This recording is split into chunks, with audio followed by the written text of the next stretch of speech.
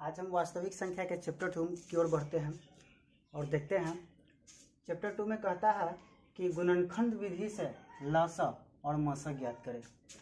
अर्थात पहले हम जो बचपन में भाग विधि से पढ़े थे, यहाँ पर भाग विधि से न पढ़कर हमको गुणनखंड विधि से पढ़ना है। तो गुणनखंड विधि में हमेशा याद रखना है कि किसी भी संख्या को अभाज्य संख्याओं के रूप में तोड़ा जाता है। किस रूप में?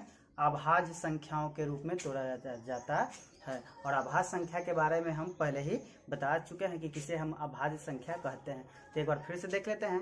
कहता है कि वैसी संख्या जो एक और अपने आप के अलावा किसी अन्य संख्या से विभाजित जब न हो तो वह संख्या जो है अभाज्य संख्या कहलाता है। और अभाज्य गुणनखंड करना सब लोग जानते ही होंगे, तो करना कुछ नहीं है। जो क्वेश्चन दिया गया है उसका हम अभाज्य गुणनखंड कर देंगे। तो क्या 6 है पहले, तो 6 का अभाज्य गुणनखंड कितना होगा? अगर नहीं करने आए तो पहले हम कर लेते हैं 2 से 3 बार में, और 20 को करेंगे तो 2 से 10 बार में और 2 से 5 बार में।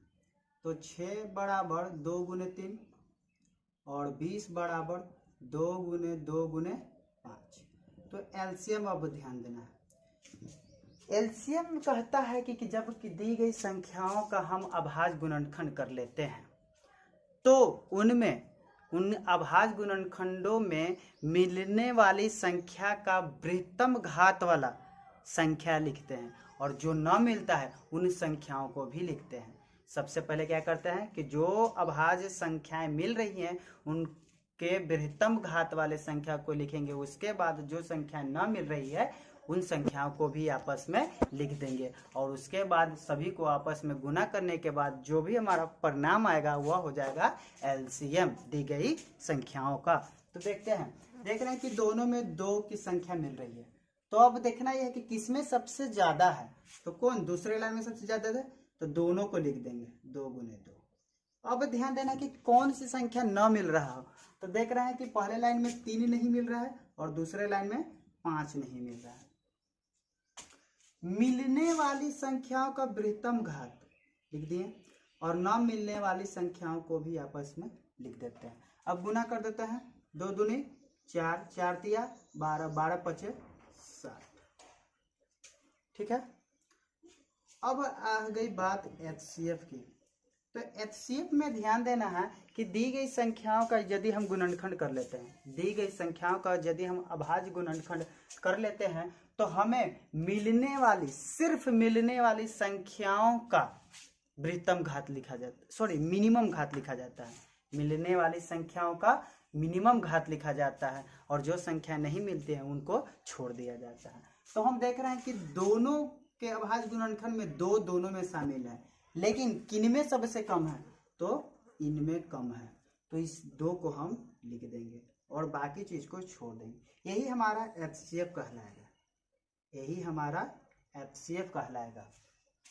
ठीक है। उसी प्रकार से दूसरे क्वेश्चन को देखते हैं।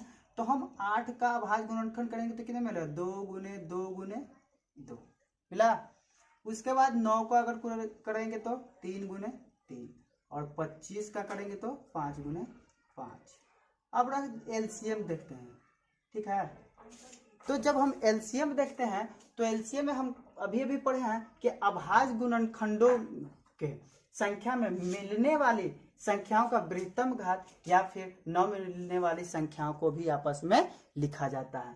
तो हम देख रहे हैं कि तीनों संख्याओं को का जब अभाज्य गुणनखंड हम किए तो किन्हीं में से भी कोई संख्याएं आपस में नहीं मिल रही है। तो जब नहीं मिल रही है इसका मतलब कि जो संख्या दिया गया उन संख्याओं को आपस में हम गुना कर सकते हैं। तो कितना करेंगे? 8 गुने 9 गुने 25। अगर मिलता तो मिलने वाले लिखते, नहीं मिल रहा तो हम कहने डायरेक्ट कर दे।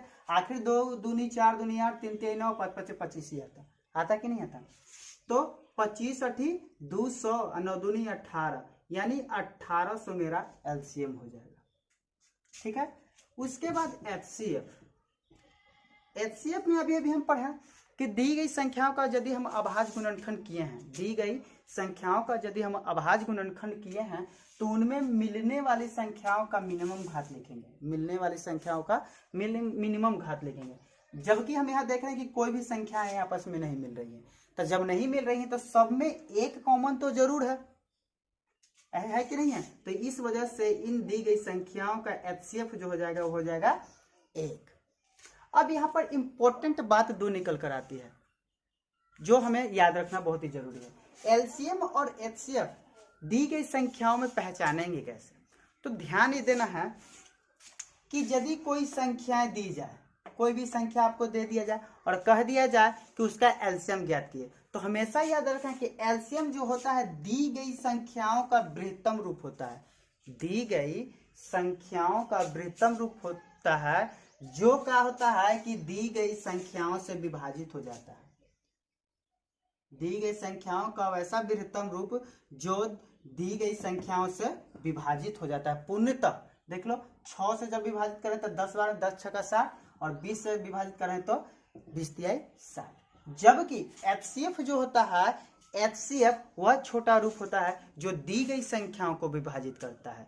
एचसीएफ वह छोटा रूप होता है जो दी गई संख्याओं को विभाजित करता है। अब देख लीजिए एचसीएफ हम 2 प्राप्त किए, तो 2 से देखिए 6 को 3 बार में काट रहा है, 2 जो है 20 को 10 बार में काट रहा है, तो है कि नहीं है? ध्यान देना, ये उल्टा है। यह एलसीएम बड़ा रूप होगा जो दी गई संख्याओं से विभाजित होगा और एचसीएफ छोटा रूप होगा जो दी गई संख्याओं को विभाजित करेगा।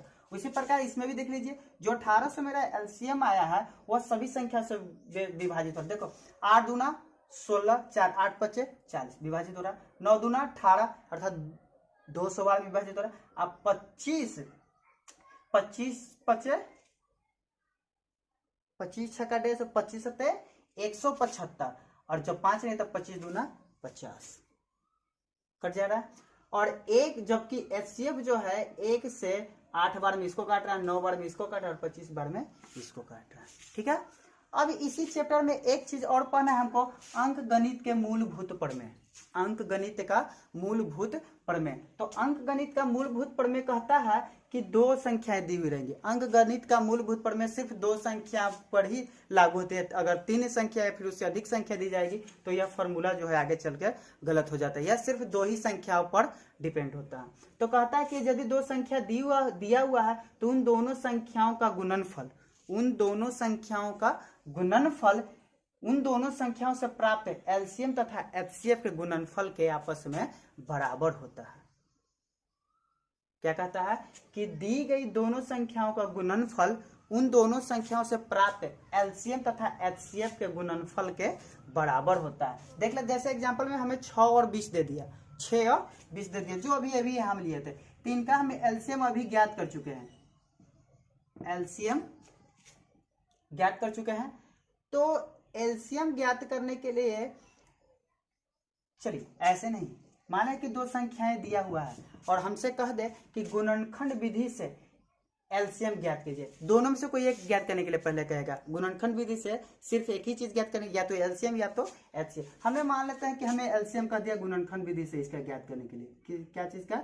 गुणनखंड विधि से एलसीएम ज्ञात करें, एलसीएम ज्ञात करें। तो जब गुणनखंड विधि से एलसीएम ज्ञात करेंगे तो क्या मिलेगा हमको? 6 = 2 × 3 और 20 = 2 × 2 × 5। तो एलसीएम हम क्या ज्ञात कर लेंगे? मिल रहा है 2 के पावर 2 अर्थात 2 × 2, उसके बाद 3 मिल रहा है, उसके बाद 5 मिल रहा है, 2 दूनी 4 × 12 = 60। एलसीएम ज्ञात कर लेंगे। तो इस रूप में अगर मूलभूत प्रमेय से कोई संख्या या किसी भी चीज का मान ज्ञात करने के लिए कहेगा तो या तो डायरेक्ट 3 चीज का 1 2 3 4 में से हमको 3 चीज मिला हुआ रहेगा, या फिर 2 संख्याएं दे दी जाएगी और गुणनखंड विधि से या फिर अन्य विधि से कहेगा कि एलसीएम या तो एचसीएफ ज्ञात कीजिए और उसके बाद मूलभूत प्रमेय से चौथा चीज आप ज्ञात कीजिए। तो अब कहेगा कि मूलभूत प्रमेय से जो है आप एचसीएफ ज्ञात कीजिए। क्या ज्ञात कीजिए? मूलभूत प्रमेय से एचसीएफ ज्ञात कीजिए। तो हम मान लेते हैं कि मूलभूत प्रमेय लगा देते हैं। मूलभूत प्रमेय से हमको ज्ञात करना है, जानते हैं कि फर्स्ट नंबर गुने सेकंड नंबर। तो फर्स्ट नंबर हमें कितना है? 6, सेकंड नंबर 20 = एलसीएम ज्ञात कर लिया है 60, एचसीएफ हमको ज्ञात करना है। ज्ञात करना कि नहीं ज्ञात करना? एचसीएफ के साथ 60 इस तरफ गुना में है, तो इस तरफ लेंगे तो भाग में आ सकता है। तो 60 × 20 बटा 6 × 20 बटा 60 बराबर में एचसीएफ। 20 तिहाई 60, 3 दूना के 6, इसलिए एचसीएफ इक्वल टू 2। मिल गया। अब हमें ध्यान रखना यह है कि अंकगणित का मूलभूत प्रमेय की सत्यता की जांच भी करनी होती है। अंकगणित के मूलभूत प्रमेय की सत्यता की जांच भी करनी होती है, तो हम यहीं पर जांच कर लेते हैं।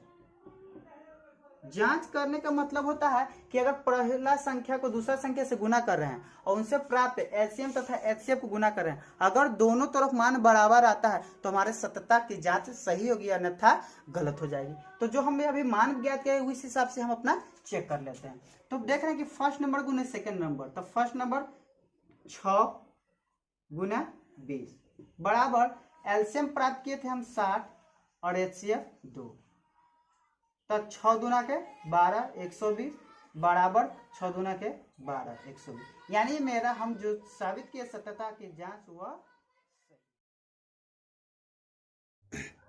नेक्स्ट क्वेश्चन की ओर बढ़ते हैं। चैप्टर 2 में कहता है कि जांचें कि क्या किसी प्राकृतिक संख्या n के लिए 4 के पावर n के अंत में 0 आ सकता है कि नहीं आ सकता है। इस चैप्टर का यह लास्ट टाइप है। ठीक है, तो देख लेते हैं। करना कुछ नहीं है, कहता है कि n प्राकृतिक संख्या n के लिए, अर्थात कहने का मतलब कि अगर इस क्वेश्चन को हम सॉल्व कर रहे हैं तो n एक प्राकृतिक संख्या, इसका मतलब कि इसका मान हम 1 से लेकर 2 3 इस तरह से मान तक भी रख सकते हैं। रख सकते कि नहीं रख सकते हैं। तो हमारा क्वेश्चन दिया गया है कि 4 के पावर n, 4 के पावर n। यहाँ पर क्या करते हैं हम 4 के पावर अभी n का वैल्यू 1 ले लेते हैं, n का वैल्यू 1। तो जैसे ही जब 4 n के वैल्यू 1 ले तो कितना मिल गया हमको 4। इसका अगर अभाज्य गुणनखंड करें तो 2 गुने 2। ठीक है। दूसरी स्थिति में अगर 4 के पावर हम 2 ले लें, 4 के पावर 2 अर्थात n इक्वल टू जब 2 ले तब n का वैल्यू अगर 2 ले तब तो क्या मिल जाएगा हमको 4 के पावर 2। तो 4 के पावर 2 4 चौका 16 ये मिलेगा ना। इसका अभाज्य गुणनखंड कितना है 2 गुने 2 और 2 गुने 2। मिलेगा कि नहीं मिलेगा। अगर हम n का वैल्यू 3 ले लें तो क्या मिल जाएगा 4 के पावर 3, 4 चौका 16 और 16 चौका 64। जब इसका अभाज्य गुणनखंड करेंगे 2 गुने 2 2 गुने 2 और 2 गुने 2। मिलेगा कि नहीं मिलेगा। अब इसको आपस में गुना करके देख लो तो हमें कहीं पर भी जिसका मान 0 नहीं आ रहा है, कारण कि जो 16 इसी का अभाज्य गुणनखंड है। इसको गुना करेंगे तो फिर 16 ही मिलेगा, इसको गुना करेंगे फिर 4 ही मिलेगा और इसको गुना करेंगे तो फिर 64 ही मिलेगा। अगर इन संख्याओं के अंत में 0 लाना है तो इन अभाज्य गुणनखंड 2 के अलावा एक अन्य संख्या 5 का होना अति आवश्यक है। 5 का होना अति आवश्यक है। अब देख लो 2 दूनी 4 5 20, तो इसका मान 20 होता है, अंत में 0 मिलता है कि नहीं मिलता। अगर इसमें एक और 5 होता तो 16 5 80, इसमें अगर 5 होता तब 4 5 20, इसमें भी 0 मिलता कि नहीं मिलता। तो ध्यान देना यह है, एक इंपॉर्टेंट बात निकलती है कि किसी भी संख्या के अंत में 0 होने के लिए, किसी भी संख्या के अंत में 0 होने के लिए उन संख्याओं में अभाज्य गुणनखंड के रूप में कम से कम 1 2 और 1 5 का होना अति आवश्यक है, जो कि इसमें हमें नहीं मिल रहा है। इसमें सिर्फ है तो सिर्फ 2। अगर 2 के अलावा 1 5 भी अगर इन सब में शामिल हो जाता तो दी गई संख्या n के लिए 4 के पावर n के अंत में 0 आ सकता था, लेकिन ऐसा नहीं है। अगर नहीं है तो इन संख्या में प्राकृतिक संख्या का मान कुछ भी रख दिया जाए इनके जगह तो इन 4 के पावर n के अंत में 0 कभी नहीं आएंगे। क्लियर है। तो करना कुछ नहीं, सीधे लिख देना है कि अतः इससे यह स्पष्ट होता है कि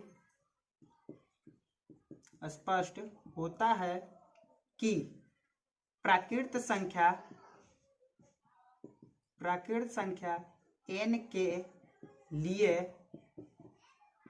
4 के पावर n के अंत में 0 नहीं आएगा, कारण कि 4 के पावर n के अभाज्य गुणनखंड अभाज्य गुणनखंड के रूप में 2 के अलावा अन्य अभाज्य गुणनखंड नहीं है। ठीक है। अगर शून्य प्राप्त करना है तो किसी भी संख्या के अभाज्य गुणनखंड में कम से कम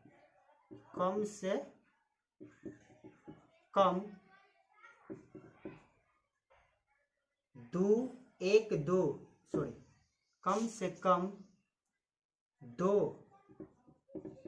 और पाँच की संख्या एक होनी